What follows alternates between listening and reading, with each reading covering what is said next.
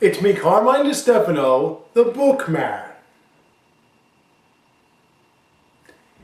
And I saw it last night. It's been a day, almost, since there's my computer turning on right now, because I'm trying to get a bunch of things going on at the same time.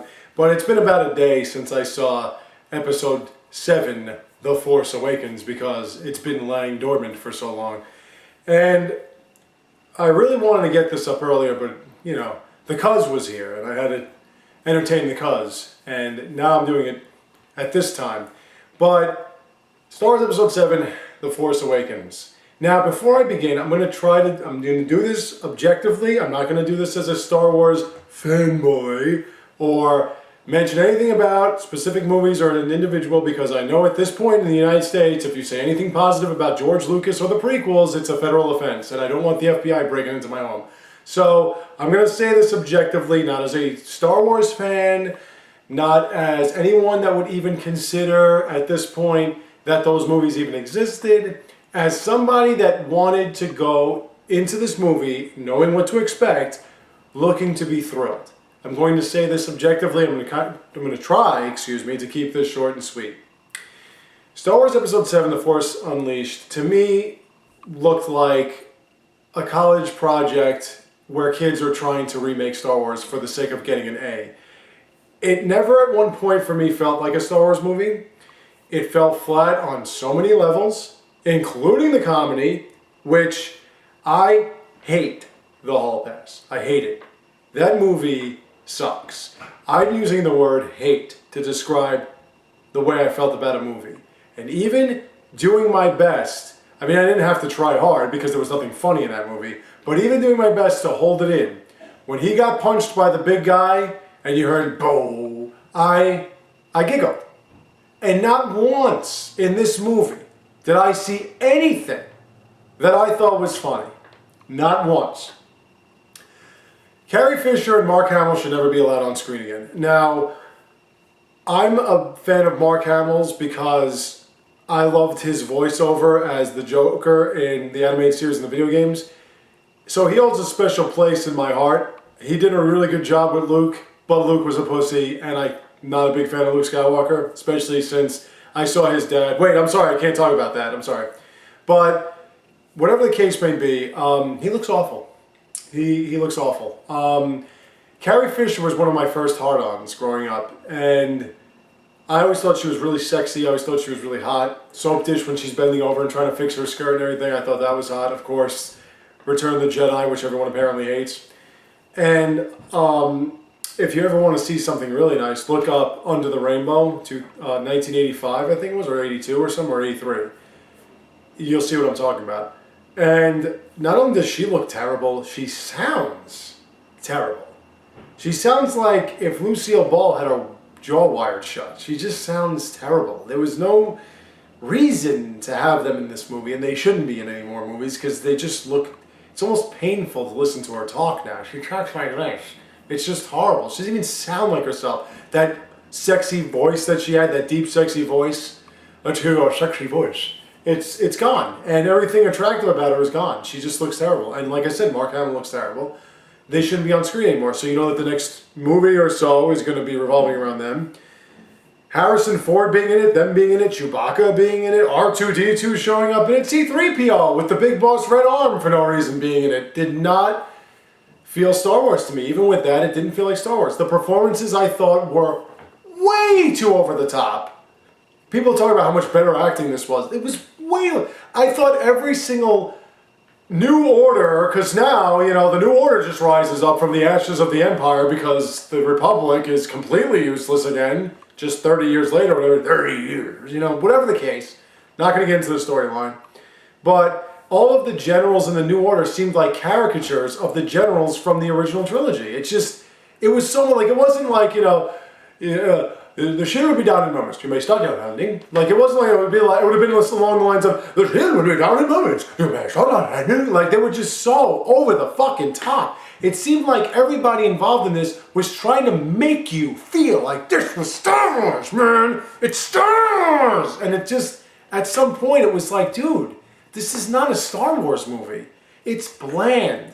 There was every single area we've seen before.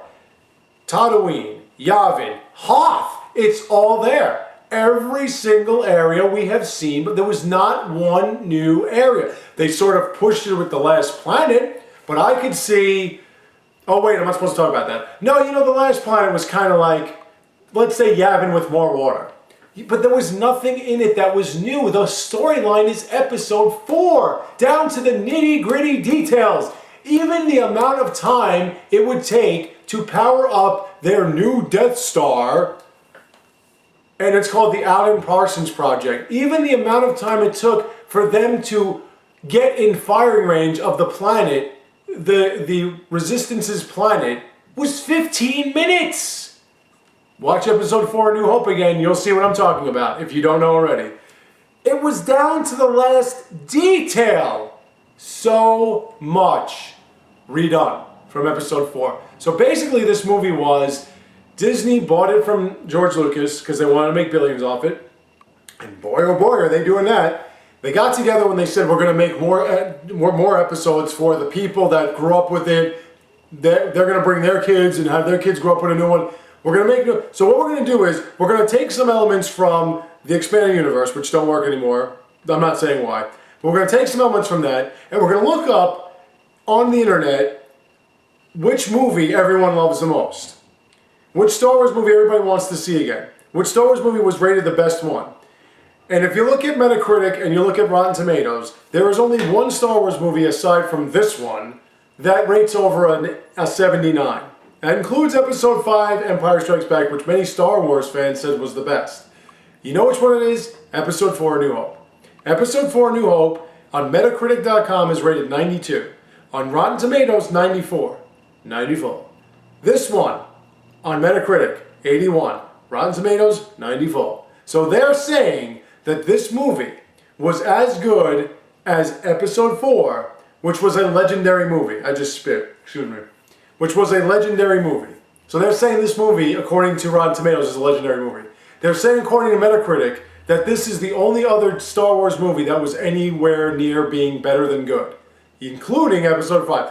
All the other Star Wars movies were about 55, 60s, maybe even a 70. That's Episode 5. This one was the only one that's better than a 79, aside from Episode 4. And this one's as good as Episode 4, which is one of the great movies of all time, according to Rotten Tomatoes. I didn't see it. I'm sorry, I didn't see it. And I wanted to. That's the sad part. I wanted to be thrilled. I wanted to see something new. And even though I knew the storyline was the same, I still wanted to see something new. I will make one last complaint before I go. So you want practical effects, right? So you want everything to be more practical and more realistic, and you want these robotic things to be there, right? Why did you CGI the main villain? Why? They didn't CGI Palpatine. Why did you CGI his new version, played by Andy Serkis? Why? Oh, that and the fact that Kylo Ren is probably the weakest villain I've ever seen in my entire life. The whole time I was watching him, I'm like, dude, you're using a red lightsaber, you're calling yourself Sith. You're trying to be Darth Vader, even though Darth Vader became Anakin Skywalker again and brought balance to the Force by destroying the dark side and everything. And was died a Jedi and had the Jedi funeral pyre, even though some reason you have his helmet. I don't know how that happened. But whatever the case, you're trying to be Darth Vader, you're trying to be a Sith. Do you know what Darth Vader before, no, even after he was turned into that robotic thing, do you know what he would have done to you? With all your freezing blaster shots and freezing people and shit like that, do you know what he would have done to you? You would have had 1 minute with him before you were done. I'm not even going to get into Darth Maul, Darth Tyrannus, and Darth Vader before he... I'm not even going to get into those. That would have been hilarious. So he was a very weak villain. I thought that a couple of performances were really good. Were good. I'm not going to say really good. The main young woman was really good. The main villain was okay. I mean, Andy Serkis is Andy Serkis. Harrison Ford was pretty good. You know, Chewbacca was good, I guess. But everybody else was either trying way too hard or simply not doing anything for me. And this movie tries way too hard or doesn't do anything for me. So, again, everyone that's wanted to see it, I'm pretty sure has seen it by now. I'm not trying to say anything to stir a fucking hornet's nest. I'm saying this subjectively. This movie was bland. It was a shameless attempt at retelling episode 4 to the very smallest detail. And I just don't see what everyone's making a big deal about. I really don't. Thank you all for watching. I have more for you soon to come. So stay tuned, take care, and have a great day.